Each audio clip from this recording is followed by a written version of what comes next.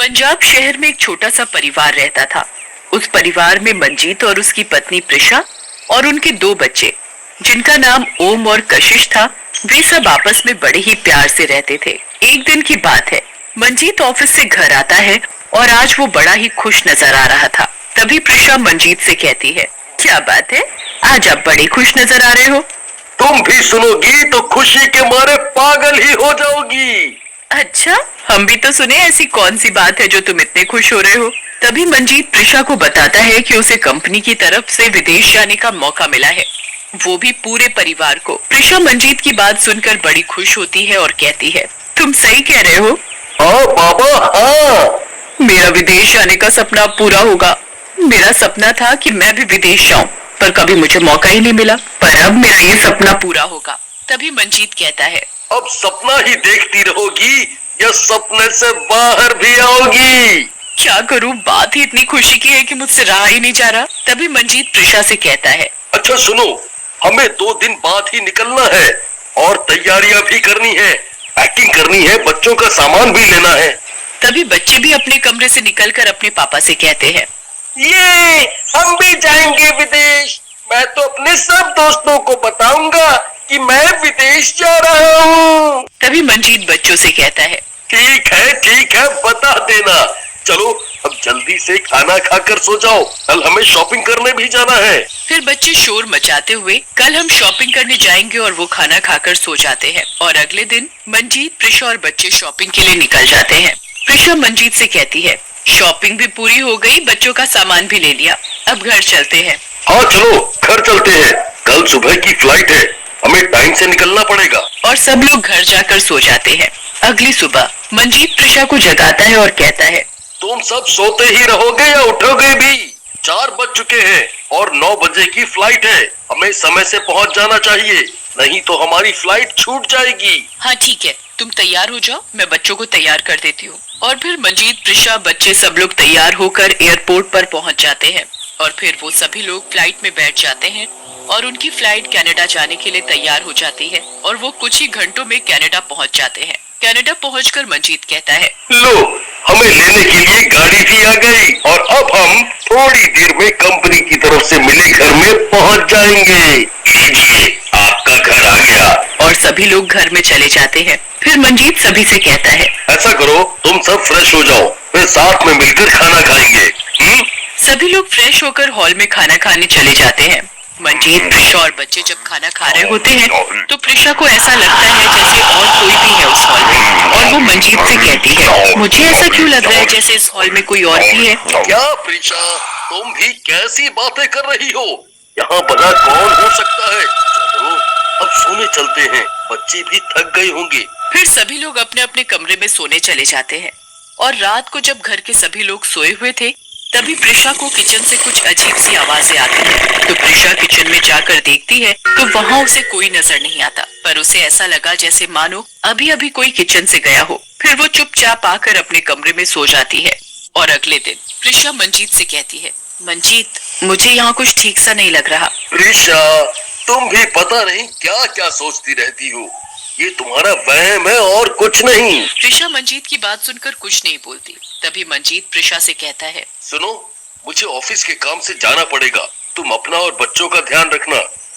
जी ठीक है, तुम जाकर अपना काम करो, मैं बच्चों का ध्यान रखूंगी। ये कहकर मंजीत ऑफिस के काम से चला जाता है और घर पर प्रिशा और बच्चे रह जाते हैं। प्रिशा बच्चों से कहती है, मैं नहाने जा रही हूँ, तुम लोग कहीं भी इधर उधर मत जाना। ठीक है मम्मी, हम कहीं नहीं जाएंगे। और दोनों बच्चे खेलने लग जाते हैं। खेलते खेलते ओम और कशिश बाहर गार्डन में आ जाते हैं। उन्हें पता ही नहीं चलता कि कब वो गार्डन में आ गए। तभी उन्हें एक आंटी दिखाई देती है और वो बच्चों से कहती है, बच्चों, तुम लोग अकेले अकेले खेल रहे हो, मुझे भी अपने साथ खिला लो। बच्चे उस अनजान औरत को देखकर डर जाते हैं और अंदर भाग जाते हैं। वो औरत और कोई नहीं, एक चुड़ैल होती है। तभी प्रिशा भी आ जाती है। इस तरह बच्चों को डरा हुआ देखकर प्रिशा बच्चों से कहती है, क्या हुआ, तुम लोग घबराए हुए क्यों हो। मम्मा, हमें बाहर एक औरत मिली थी, हमें उन्हें देखकर डर लग रहा था तो हम अंदर आ गए। हाँ मम्मी, बाहर एक आंटी थी, वो हमारे साथ खेलने के लिए कह रही थी। तभी प्रिशा कहती है, कहाँ है वो औरत, जरा मुझे भी तो दिखाओ। फिर प्रिशा बच्चों के साथ बाहर चलकर देखती है तो उसे वहाँ कोई भी नजर नहीं आता। तो वो बच्चों से कहती है, कहाँ है वो औरत? मुझे तो यहाँ कोई भी नजर नहीं आ रहा। ये कहकर प्रिशा बच्चों से कहती है, अब तुम लोग अंदर चलकर खेलो, ऐसे अकेले बाहर मत निकला करो। प्रिया बच्चों को लेकर अंदर चली जाती है और चुड़ैल भी उनके साथ अंदर चली जाती है। तभी बच्चे प्रिशा से कहते हैं, मम्मी हमें भूख लगी है, जल्दी से पास्ता बनाकर ला दो। ठीक है, अभी 10 मिनट में बनाकर लाती हूँ। और फिर प्रिशा बच्चों के लिए पास्ता बनाकर ले आती है और वो बच्चों से कहती है, लो बच्चों, तुम्हारा गर्मा गर्म पास्ता। बच्चे जैसे ही पास्ता खाने लगते हैं तभी कशिश कहती है, ओम भैया मैं अभी आई। ये कहकर कशिश अपने कमरे से अपना बैग लेने चली जाती है। चुड़ैल चुपके से कशिश का पास्ता खा लेती है। तभी वो वापस आकर देखती है कि उसके प्लेट में तो पास्ता ही नहीं है। ओम भैया, आपने मेरा सारा पास्ता खा लिया। नहीं, मैंने तुम्हारा पास्ता नहीं खाया, अभी प्लेट में ही तो था। तभी प्रिशा दोनों बच्चों के झगड़े की आवाज सुनकर उनके पास आती है और कहती है, क्या हुआ, तुम दोनों झगड़ा क्यों कर रहे हो? मम्मी, ओम भैया ने मेरा सारा पास्ता खा लिया। अरे क्या हुआ, खा लिया तो मैं और बना दूंगी। पर मम्मी, मैंने तो कशिश का पास्ता खाया ही नहीं। प्रिशा बच्चों की बात सुनकर हैरान हो जाती है और शाम को जब मंजीत घर वापस आता है तो प्रिशा मंजीत को बच्चों के साथ हुई पास्ता और औरत वाली बात बता रही है। देखो, मुझे यहाँ कुछ ठीक नहीं लग रहा। मैंने पहले भी तुम्हें बोला था पर तुमने मेरी बात नहीं मानी। प्रिशा, तुम बेकार में ही परेशान हो रही हो, ऐसा कुछ नहीं है। अच्छा, अब मैं सोने जा रहा हूँ, वैसे भी आज बहुत थक गया हूँ। और ये कहकर मंजीत सोने के लिए चला जाता है। उसे लेटते ही नींद आ जाती है। उधर प्रिशा और बच्चे भी खाना खाकर सो जाते हैं। तभी आधी रात को मंजीत की आंख खुलती है तो वो देखता है कि किचन से कुछ आवाजें आ रही होती हैं। वो किचन की तरफ जाकर देखता है कि एक चुड़ैल खाना खा रही है तो वो जोर से चिल्लाता है। तभी चुड़ैल मंजीत से कहती है, मुझसे डरो मत, मैं तुम्हें कुछ नहीं कहूंगी। तुम कौन हो और मैं कैसे मान लूं कि तुम मुझे कुछ नहीं कहोगी? मेरा नाम महिमा है, मेरा यकीन मानो, मैं तुम्हें कुछ नहीं करूंगी। मंजीत की आवाज सुनकर प्रिशा और बच्चे भी आ जाते हैं और वहाँ पर चुड़ैल को देखकर डर जाते हैं और कहते हैं, चुड़ैल, तुम यहाँ हमारे घर में कैसे? मैं यहाँ 2 साल से भटक रही हूँ। जब मुझे पता चला कि तुम लोग भारत से आए हो तो मेरी खुशी का ठिकाना नहीं रहा। मंजीत चुड़ैल की बात सुनकर कहता है, मैं कुछ समझा नहीं। चुड़ैल मंजीत और प्रिशा को अपने साथ हुई घटना के बारे में सब बताती है। मैं यहाँ अपने माँ बाप के लिए पैसे कमाने आई थी। मेरे माँ बाप बहुत ही गरीब थे। मैं अपने माँ बाप को हर वो खुशी देना चाहती थी जिसकी उन्हें जरूरत थी, पर यहाँ मेरी मौत हो गई। तुम्हारी मौत कैसे हुई? एक रात की बात है, मैं ऑफिस से काम खत्म करके अपने घर जा रही थी। मुझे उसी दिन सैलरी मिली थी और उस दिन मैं बहुत खुश थी कि ये पैसे मैं अपने गरीब माँ बाप को भेजूंगी। तभी रास्ते में कुछ गुंडों ने मुझे पकड़ लिया और वो लोग मुझसे मेरी सैलरी छीनने लगे। तो मैंने देने से मना किया तो उन्होंने मुझे मारकर मेरे सारे पैसे छीन लिए और मेरी लाश को जला डाला और मैं यहीं की यहीं रह गई। जब मुझे पता चला कि तुम भारत से आए हो तो मेरी खुशी का ठिकाना ही नहीं रहा। अब तुम हमें ये बताओ, तुम हमसे चाहती क्या हो? मैं अपने देश भारत जाना चाहती हूँ, जहाँ मैं अपने परिवार वालों को देख सकूं, और तुम ही हो जो मुझे मेरे देश भारत लेकर जा सकते हो।